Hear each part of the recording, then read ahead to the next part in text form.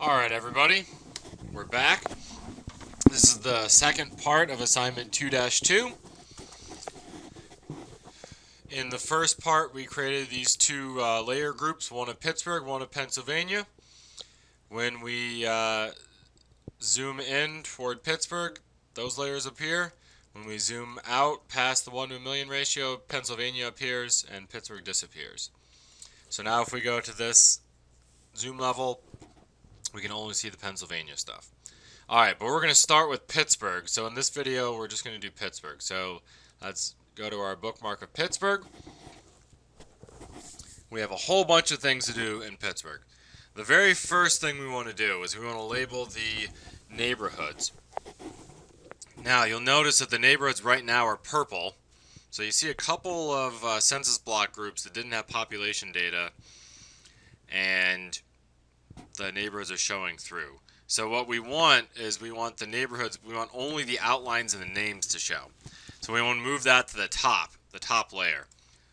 Now, how do we make it so that nothing will show but the outline? We make it hollow. And we could even make this a heavier border.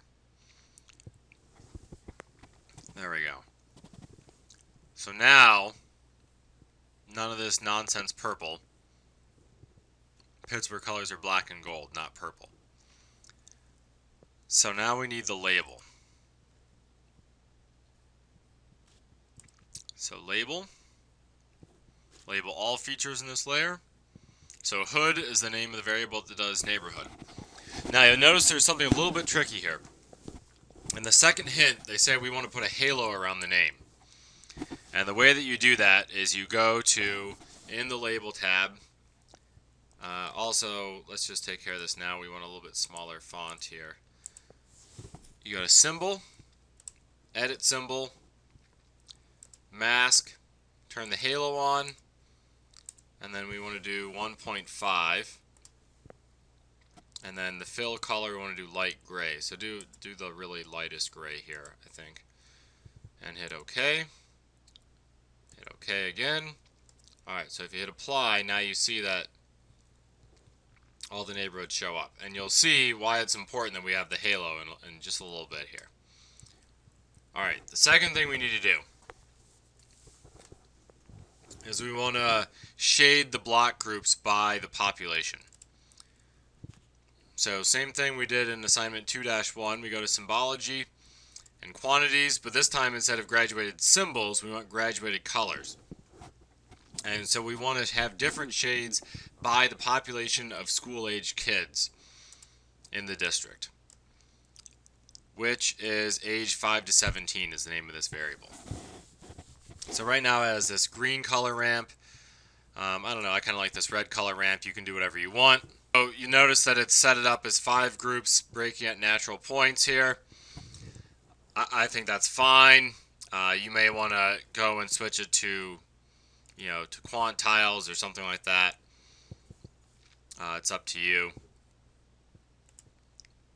Heck, I'll do that and see. So if we do quantiles, you see how many are in the top quantile, how many dark red ones there are. Versus if we go back to the natural breaks that they wanted to do. Now we hit apply. Let me move this out of the way a little bit here. And look how much different the map looks now. Cancel. Oh, well, so much for unapplying that. That didn't work very well. So, I'd probably like to see it somewhere between those two, where we don't have everything light red, but we don't have everything dark red either. I mean, this seems a little bit ridiculous that there are only 3 or 4 neighborhoods that are at the highest level here. But quantile is a little bit... That's a little bit weird if everything is in the darkest level. This wouldn't be good because everything's in the bottom level. That doesn't look very good either. Standard deviation, that's always another option. Let's see what this one looks like. Oh, we don't want this color scheme though. Yuck. Let's not try that one then. It's really weird.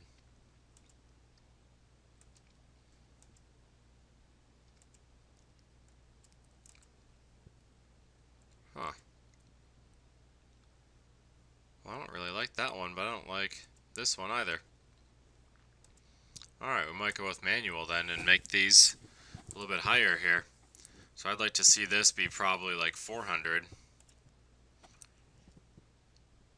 And then this be more like 200.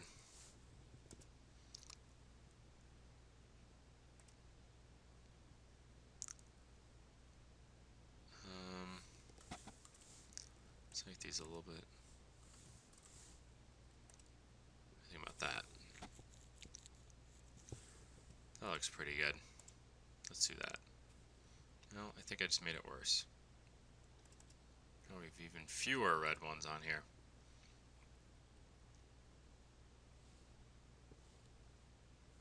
Well, I'm not going to worry too much about this. You can play around with that. A little bit more dark red, I think, would look better on this map. Make it a little bit more clear, but that's okay. The population is what the population is. Anyway, so now we can see the areas that have the highest populations and the areas that have the lowest populations. Now what we want to do, this is the tricky part, is for schools, we want to have only the schools that are under 200 students but still open and public. So we got to do a definition inquiry here, or a definition query, I mean. So, we want enrollment. The way we can get schools that are open is that if we put enrollment is greater than 0, so greater than 0, and enrollment is less than 200, and this is the same thing as last time, district equals the city of Pittsburgh. Now that'll be all public schools, and hit OK. The other thing we want is it says we want map tips. So that's in the display section here, not in the labels section. Don't forget that. Show map tips using, and this is names. Hit OK. Okay, so now we can't even see them here though. So let's choose like this thing.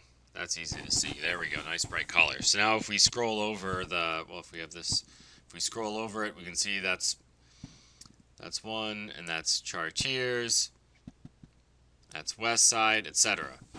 Now, the one thing they don't tell you to do in this assignment, that the default map that comes with the book and the default checklist that comes with the book does not ask you to do, is to show the other schools. I think that's silly because they talk in the assignment about why you would choose one school to close over another, and one of the potential answers they give and the answer key they give to instructors is that there are lots of other schools in that area that kids can go to. Well, you can't see that on this map. So if you are on the school board or city council and you're trying to decide which schools need to be closed, this isn't going to really help you because you can't see the other schools. So the people in my class, I want you to create another layer of schools that is all the public schools that are over 200 students. So the way that we want to do that is we want to copy this and then paste that layer. Alright, so now you have two schools layers. And this is actually now public schools. Let's just call it maybe small public schools here. And now for this one, the definition query, we just want to do the opposite. So we can get rid of the over 0 and just make it over 200.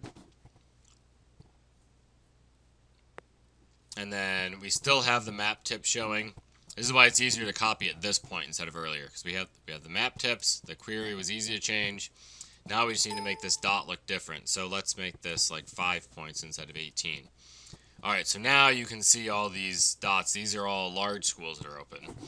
So it's a little bit weird that the small schools are the ones that have big dots and the big schools are the ones that have small dots. But, you know, you can play around. You could choose a different school or a different symbol for this maybe, or something like that. But either way, so now when the assignment asks you which schools you would want to close, well, alright, do you want to close Fairywood? Well, okay, maybe all the kids can go to Wind Gap if you close that. So maybe you close one of these two. Or maybe you say, well, if I close this, then look at all these schools around here they can go to. Whereas this one, there aren't really any schools around there, so even though it's a small school, maybe we should leave this open. So this is actually beyond the skills acquired for using GIS in this assignment. I think this is a really interesting public policy exercise because school closings are very real in Pittsburgh and Buffalo and Cleveland and Detroit and a lot of declining Rust Belt cities and other areas. And they're hugely problematic when they do them. They're really, really controversial because nobody wants their neighborhood closed. And actually, I should say, beyond even in big cities, rural areas, probably it's more important that nobody wants their school closed because everybody wants a school in their neighborhood and nobody wants no school in their neighborhood. And yet, if you're a public policymaker, you're on the school board, this is pretty much how your mind is going to be operating, not just how do the people who live in Ferrywood feel about the West Side school here, but what's best for the whole district. If the whole district is short on money, what would be the most efficient way to operate the schools? Maybe it's to get rid of this school. Maybe that's what's better for all, even if it's not as good for these. And so now you have an ethics problem of, do you put the needs of the many ahead of the needs of the few? And you have an interesting discussion here. But I think it's interesting to see this from both perspectives, that a lot of people only see it from the perspective of living in Ferrywood. How do you feel about it? Well, this is how you would feel if you are the superintendent of schools or on the school board in the city of Pittsburgh, is looking at this map. This is what you would be looking at. All right, so this is everything that you need for the Pittsburgh portion of the assignment. You have there should be 1, 2, 3, 4, 5, 6, 7. Good. There are 7 schools here that are identified as less than or fewer than 200 students enrolled. And I asked that you put all the other schools on here. All the schools then also would have the map tips over them. And you have the shaded areas by population, which I didn't mention before. Maybe you want to close wind gap because there are very few kids living in this area, whereas there are a lot of kids living in this area. That's another factor to take into account. And the neighborhoods, you can see the borders, you can see the names, and there are halos around the names. So that's everything that you need for the Pittsburgh area. The next video will cover the Pennsylvania area. So give it a shot. The Pennsylvania one, if you can do this one, the Pennsylvania one should be pretty easy. If you can't figure it out, I'll see you again in the next video. If not, then good job. Congrats, you don't need to watch a third video on this assignment.